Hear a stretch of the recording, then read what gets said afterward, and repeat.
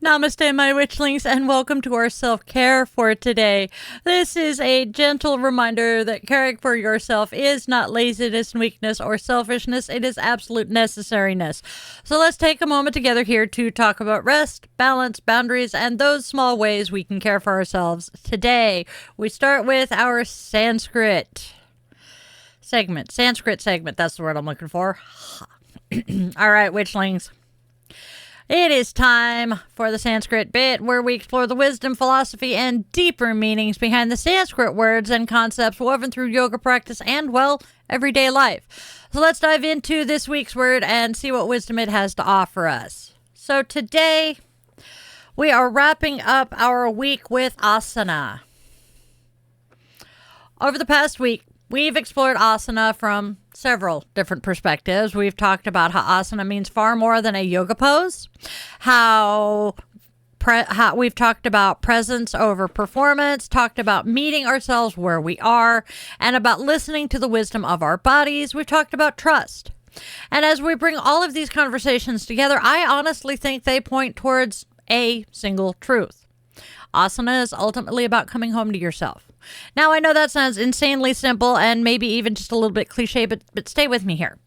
Because many of us spend a great deal of our lives trying to become someone else, a better version, a more productive version, a healthier, more successful, more spiritual version, a version of ourselves who has finally got everything figured out, right?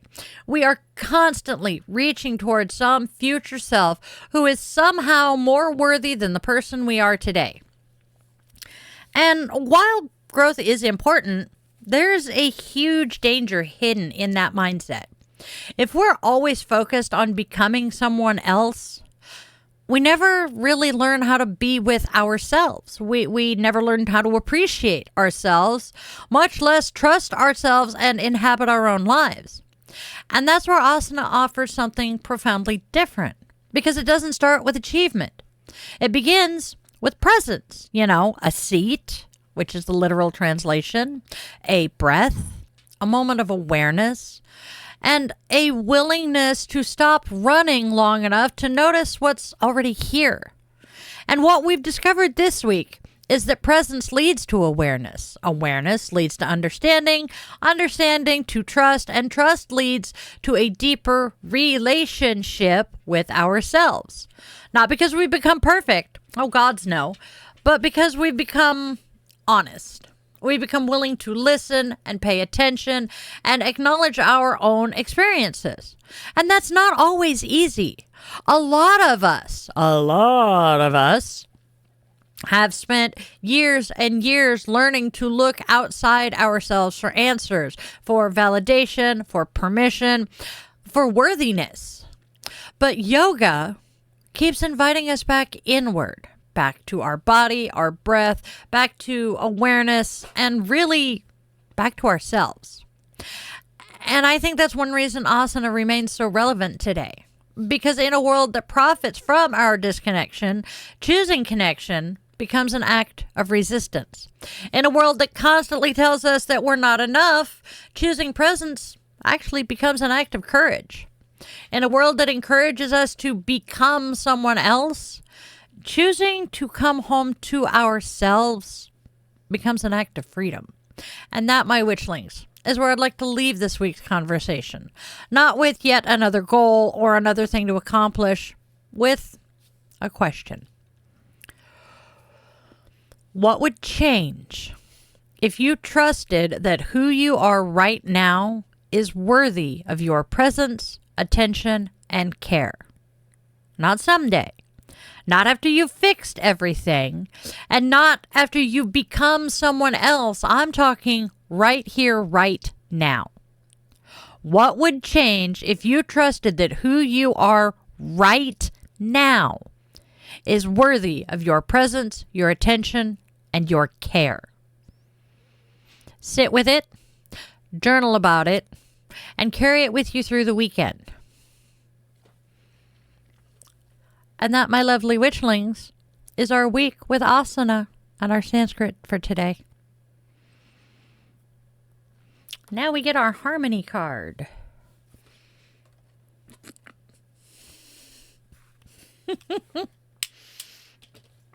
Harmony.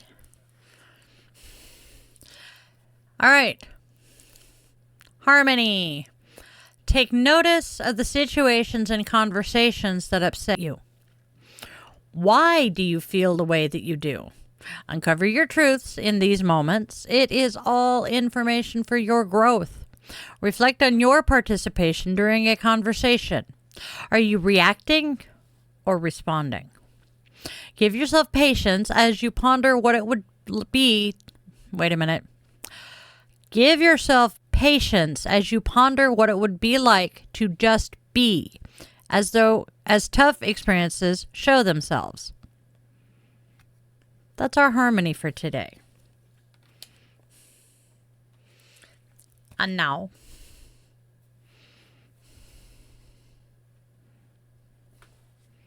Zen. Zen today is speaking about the mind. Now is the time to deep dive into the corners of the mind. What are you thinking about now that you'd like to release?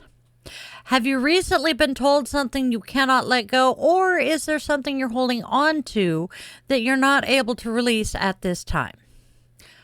When you have found it, please close your eyes if it is safe to do so. Take a deep breath in. Fill the bottom of your belly and then fill your lungs. Hold the breath for 4 seconds and release the breath through the nose. You are going to repeat this exercise as you envision a royal blue box. This box rests perfectly on one of your shelves. Before we place it there, let's fill it with the contents of your mind. With each exhale you let go, another thought gets stowed away safely.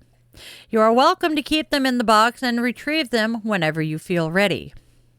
Take one last deep breath and exhale through an open mouth.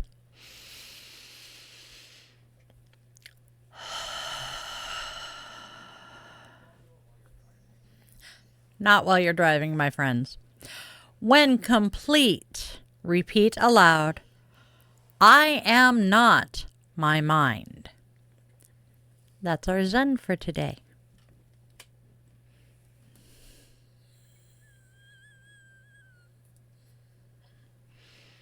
And now, our neighborly wisdom from Mr. Rogers.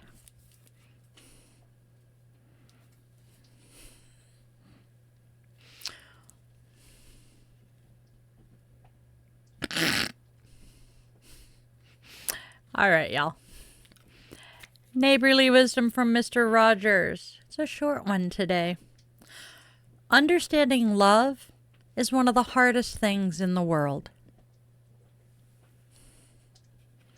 That man was wise beyond belief. And now, that was our Mr. Rogers. And now it's time for our blessing.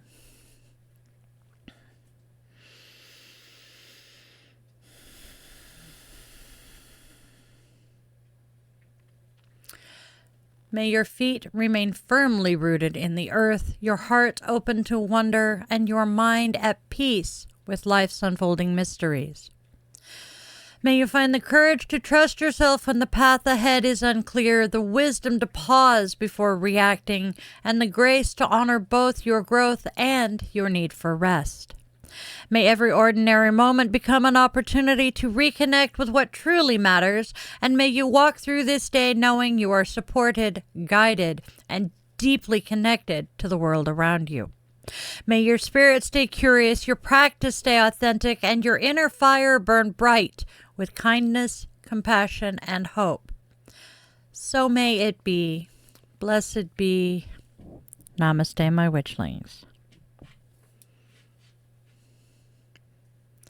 And that's our self-care for the week, for the day.